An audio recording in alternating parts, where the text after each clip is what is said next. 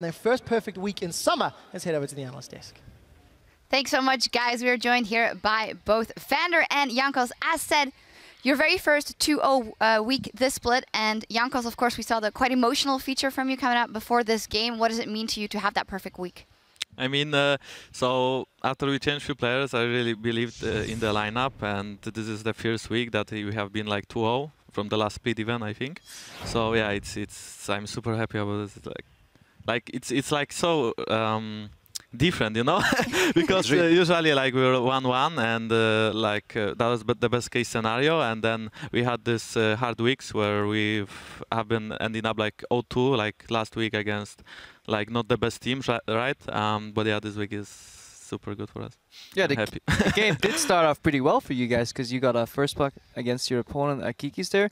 Was that something you were looking at for the start of the game, or was that just because you noticed like all your lanes were pretty much pushing, but you skipped the blue buff, if I recall correctly? Was that something you did knowing that Kiki's going to take that same path, or was that just in the spur of the moment? I mean, basically, Janna spotted him starting at blue buff, so I knew that he will try to gank top early on or mid. So basically, I just waited for him, and I saw him on red buff because of the tremor sense. So I just waited. He face checked the wrong brush, and he's dead. Easy game, easy life. Was that well? But outside from that first blood, though, the Unicorns of Love are putting a lot of pressure on you guys early. What do you think went wrong after that first blood, Vander? So like we were pushing bot, but Jinx is kind of good against Sivir because due to the rockets and just Q, she can outpush easily. Then we tried to do something around top, but it didn't really work out. Like we had vision bot, so yeah, we tried to do something, but we couldn't really find the right place, I guess. Yeah, it took you guys a while, but then eventually you had that one fight that worked into your favor, and then yeah, we have the replay of that actually, so we can get that on your screen. And just that was the one opening you guys needed. You guys got 4 kills, a Baron buff, and a mid tower, and just tell us what happens. We can roll the clip right here immediately. Yeah, so you can see that Echo is pushing bot, so he has TP pressure instead of the Maokai. We see Kiki is going too far, so we decided to engage on him. And when he failed the flash and everything kinda, just we had nice chase, right? And we also see how balanced this eco right here. Yeah, one shot.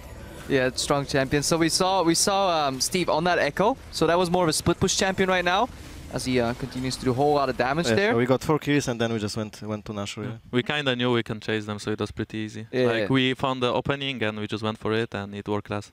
Do you think? Did you guys pick Steve on Echo because it seems so far to me at least that split push seems good against UOL, or is that just a style that you guys like playing as well? I mean, we played last week like Fizz, for example.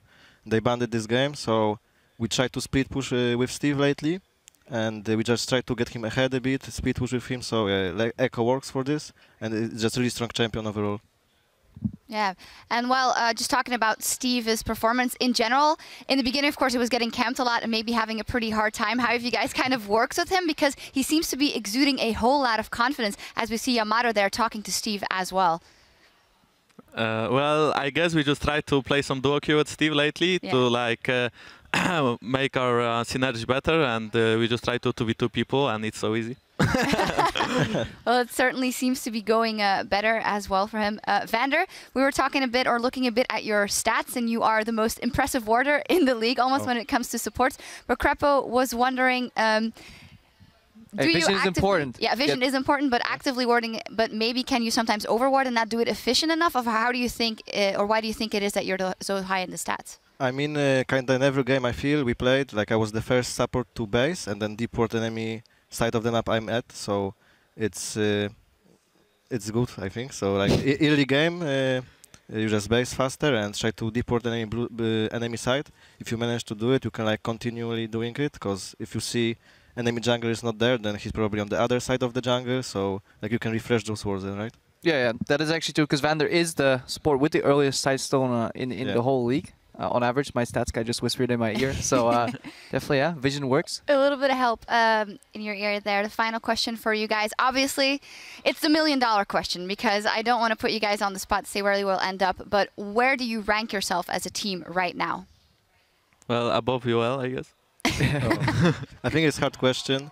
We had some pretty good games against Fnatic, against UL before, against Origin.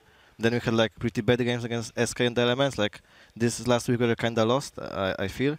But then we like thought through everything we did wrong, like picks and bans, and for this week we prepared much better. We had better ideas, so I think it's a lot comes down like week to week, except Fnatic because they always win.